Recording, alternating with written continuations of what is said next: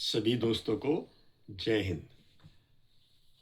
आपके प्यार और स्नेह के कारण मैं ओमकार गुप्ता थोड़ी सी राजनीतिक समझ रखता हूँ और उस राजनीतिक समझ के आधार पर मैंने एक विश्लेषण किया है। दोस्तों, पिछले 10 वर्षों में मैंने लोकसभा का जो दृश्य देखा है उसमें जो सत्ता पक्ष और विपक्ष ने अपने बयान रखे हैं या व्यवहार किया है, उसको देखकर मैंने ये विश्लेषण किया है। इसमें किसी भी माननीय संसद सदस्य को कोई आपत्ति नहीं होनी चाहिए। फिर भी मैं जो देखा है, जो वहाँ पर सुना है, उसके बारे में ही चर्चा आप लोगों से कर रहा हूँ। मित्रों, हमने देखा है कि विपक्ष के कुछ सांसद, ज़्यादा नहीं है, सभी विपक्ष के सांसद नहीं हैं, बल्कि विपक्ष के 2-4 सांसद ही ऐसे हैं जो संसद में ना तो लोकसभा अध्यक्ष की सुनते हैं, ना राज्यसभा अध्यक्ष की सुनते हैं। उन पर लोकसभा और राज्यसभा के स्पीकर का कोई प्रभाव नहीं पड़ता। वो कितनी भी विनती कर लें, कितनी भी शांति बनाने की अपील कर लें, कितनी भी बहस में चर्चा करने की अपील कर लें, उस अपील का कोई असर नहीं होता। मैंने देखा है कि विपक्ष ने एक अपने मन के अंदर एक बात बैठा ली कि अगर हम पे दबाव पड़ता है तो हम कहेंगे ठीक है, हम चर्चा करने के लिए तैयार हैं। लेकिन जब वो चर्चा में जाते हैं, विपक्ष अपनी सारी बात कह देता है और सत्ता पक्ष सुनता रहता है। जब सत्ता पक्ष की बात आती है तो सत्ता पक्ष जब अपनी बात शुरू करता है तो विपक्ष के लोग हंगामा शुरू कर देते हैं या बायकॉट कर जाते हैं। और इससे भी अधिक बात मैंने ये देखा है कि जब विपक्ष बात करता है, सभी विपक्ष नहीं, कुछ सांसद, जब विपक्ष के दो तीन सांसद हैं जो जब वो बात करते हैं, उनसे कहा जाता है भाई इस टॉपिक पे बोलो। सपोज करो महिला उत्पीड़न पे बोलना है या अभी जंतर मंतर पे जो प्रदर्शन हुआ था उसके संबंध में बोलना है, तो वो बात नहीं कहेंगे। वो इस बात को उठाएंगे कि गोली चलाने का आदेश किसने दिया।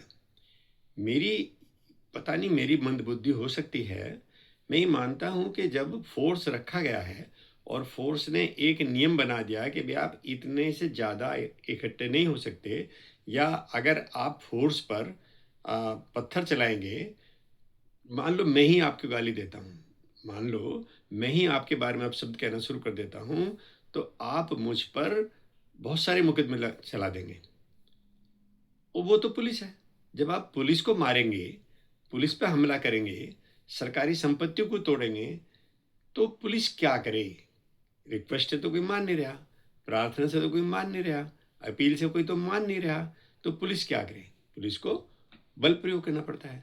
और उस बल प्रयोग में अगर कोई ये कहता है कि भाई 12 साल के बच्चे को चोट लग गई, आप ये बताएं 10 साल के, 12 साल के या नाबालिग बच्चों को वहां पर प्रदर्शन में भेजा किसने?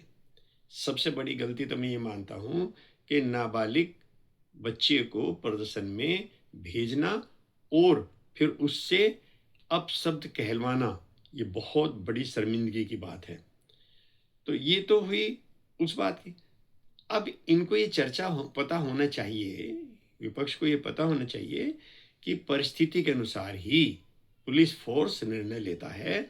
उस समय उसको तुरंत किसी गृह मंत्री की या किसी प्रधानमंत्री की या किसी विपक्ष के नेता के आर्डर की आवश्यकता नहीं होती, क्योंकि उसको लॉ एंड ऑर्डर मेंटेन करने के लिए ही रखा जाता है। अब दूसरी बात पाइए, अगर आप कहें कि भी फला विषय पर चर्चा करो, तो आप उस जो प्रधान विषय है उससे भटक जाएंगे और उस पर चर्चा ही नहीं करेंगे, बल्कि क्या चर्चा करेंगे? जो सत्ता पक्ष के मंत्री हैं, नेता हैं, सदस्य हैं, संसद सदस्य हैं, उन पर कटाक्ष करना शुरू कर देते हैं। आप ऐसा बोलते हैं जैसे कि आप ही बहादुर हैं बस, आप ही ज्ञानवान हैं, आप ही ऋषि मुनि हैं, आप ही सबसे बड़े राम भक्त हैं। ऐसा आप कुछ बोलते हैं और सामने वाले को मिर्ची लग जाती है। जब वो मिर्ची लगती है तो वो भी शोर-शराबा करते हैं। जब वो शोर-शराबा करते हैं तो आप ये कहते हैं कि अभी सत्ता पक्ष में बोलने का मौका नहीं देता और आप वॉकआउट कर जाते हैं। पिछले 10 वर्षों से हम ये परिस्थिति देख रहे हैं। फिर अगर आपसे कहा जाए भई सदन को चलाएँ, तो आप कहते हैं सत्ता पक्ष का काम है। सत्ता पक्ष कहता है कि भई विपक्ष का भी काम है।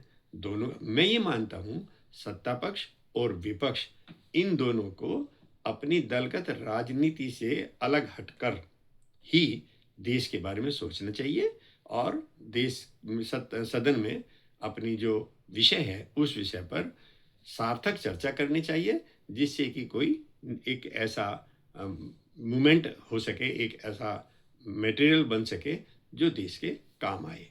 तो मैं ये मानता हूँ कि भई इसमें सत्ता पक्ष की जो भूमिका है उसमें विपक्ष सहयोग नहीं दे रहा है, तो ऐसा लगता है कि ये किसी एक ऐसी बीमारी से ग्रसित हैं जिसे कहते हैं बदले की भावना, जिसे कहते हैं ईर्ष्या।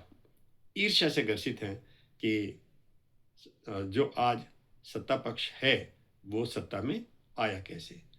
तो मैं ये मानता हूँ कि इस विषय में कि जो मेरी राय है वो आपको कैसी लगी या आप मेरी राय से इत्तेफाक करते हैं या नहीं करते हैं, आप अपने विचार ज़रूर रखें। मुझे अगर आप गाली भी देते हैं तो मुझे कोई ऐतराज़ नहीं है क्योंकि मैं तो न्यूट्रल आदमी हूँ। ना मैं बीजेपी का हूँ, ना मैं समाजवादी पार्टी का हूँ, ना मैं आम आदमी पार्टी का हूँ, ना मैं कांग्रेस का हूँ। मैं किसी पार्टी से मेरा कोई ताल्लुक नहीं है। मेरी एक विचारधारा है और मेरी विचारधारा है दल से बड़ा देश होता है, राजनीति से बड़ा देश होता है और हमको जो चुनकर भेजा जाता है यानी संसद सदस्यों को जो सांसद जनता बनाती है वो सिर्फ इसलिए बनाती है कि वो आम जनता के बारे में सोचेंगे, आम जनता की भलाई के बारे में सोचेंगे और आम जनता की भलाई होगी तभी देश का भला होगा, तभी देश तरक्की करेगा। मिलकर काम करेंगे तो देश की तरक्की होगी, मिलकर काम करेंगे तो देश मुट्ठी की तरफ बंद कर आगे बढ़ेगा। तो मैं इन्हीं शब्दों के साथ अपनी वाणी को यहाँ विराम देता हूँ और उन काल नेमियों से भी अनुरोध करता हूँ कि अब हिंदुत्व का मजाक ज़्यादा ना बनाएं, इससे आपका ही नुकसान है, इससे विपक्ष का ही नुकसान है। जब एक मुझ जैसा मंदबुद्धि आपके बारे में ये राय ले सकता है तो अन्य जो लोग पढ़े लिखे हैं, जो बुद्धिजीवी वर्ग है, वो आपके बारे में क्या राय लेगा, ये विपक्ष को सोचना चाहिए। और मैं ये चाहता हूँ कि मजबूत विपक्ष ज़रूर होना चाहिए, लेकिन ऐसा विपक्ष नहीं होना चाहिए जो देश का नुकसान करे। ऐसे इन शब्दों के साथ मैं अपनी वाणी को विराम देता हूँ। जय हिंद, जय भारत।